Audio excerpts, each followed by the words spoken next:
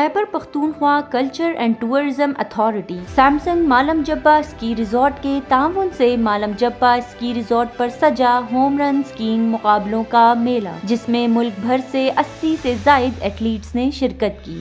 مقابلوں میں مردوں کے ساتھ ساتھ سنو بورڈنگ میں خواتین کھلاڑی بھی ایکشن میں نظر آئیں، جنہوں نے مقابلے کے انعقاد کو خوب سراہا۔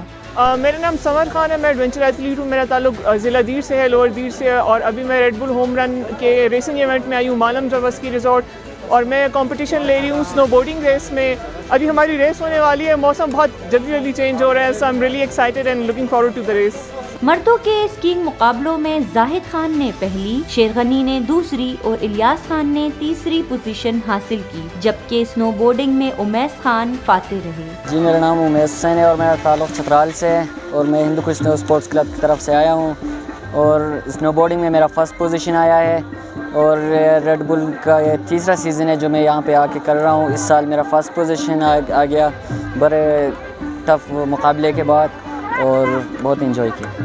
ہوم رن فیسٹیول میں خیبر پختونخوا ٹورزم اتھارٹی کی جانب سے روایتی رباب موسیقی کا ترکہ بھی رکھا گیا، جس سے سیاح خوب محظوظ ہوئے۔ آمنہ احسان، KP360 سوات۔